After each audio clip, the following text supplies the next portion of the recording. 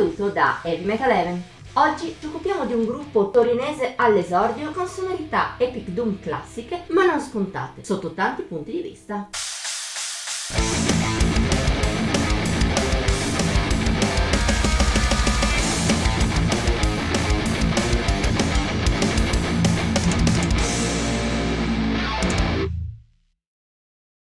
Da poco insieme, ma già con le idee chiare. Così si possono descrivere gli Oblivion Vortex. Nati a Torino nel 2022, sono bastati giusto 2 anni per produrre il primo EP, Into Oblivion. Una tempistica non così scontata.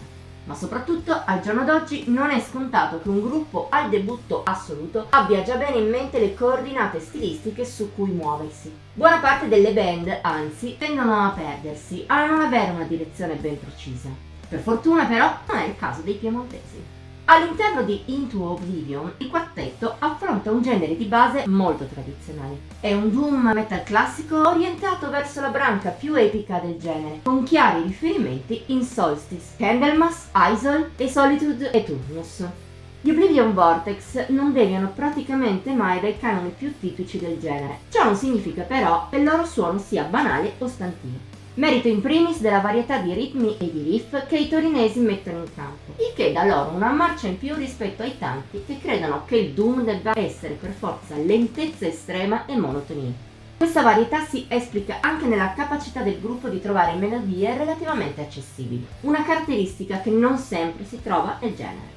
Concorrono al buon successo dell'EP anche dettagli come la registrazione, non iperprofessionale, anzi un po' secca, ma pulita al giusto, e la voce di Andrea Marchisi. Forse più da metal classico che da doom, infatti l'avevamo già apprezzata nella power metal band High Lord, crea però un buon contrasto con la musica. E concorre a dare a Into Oblivion un passo in più in fatto di personalità, nonché di qualità. Il vero segreto dell'EP, però, sta nella bravura del gruppo, nel maneggiare il genere. Un altro fatto non banale, considerando che nessuno dei membri aveva suonato Doom in passato. È una maestria ascoltabile per esempio in Call of the Void. A lungo più mogia, oscura e meno epica del disco, lo diventa però nella sua evoluzione, i ritornelli in cui Marchisio si fa valere. Ottima anche la closer track Only the Dead Will Survive, pesante come un macigno e ineluttabile nel suo avanzare fino a una conclusione bella graffiante. Il picco dell'EP è però Oblivion to Come, molto evocativa, colpisce sia nelle strofe più ritmate e incalzanti che nei refrain corali, senza dimenticare gli altri piccoli passaggi che ne arricchiscono lo spettro. In generale parliamo di un EP con molti spunti notevoli, pochi momenti morti e una qualità piuttosto omogenea lungo tutti i suoi 23 minuti. Poi è vero che a tratti l'assenza quasi totale di originalità pesa un po'. Un ostacolo che però, ne siamo piuttosto sicuri, l'abilità degli Oblivion Vortex saprà superare andando avanti, con giusto un po' di esperienza in più.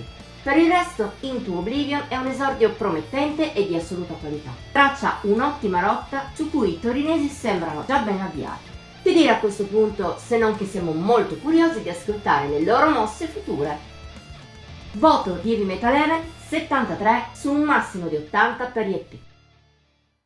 Per oggi abbiamo finito. Abbiamo acceso il tuo interesse sul gruppo torinese? Dicelo nei commenti oltre a mettere like e a condividere il video. Ti invitiamo inoltre a iscriverti al canale ed attivare la campanella degli avvisi per non mancare neppure uno dei contenuti pubblicati ogni settimana.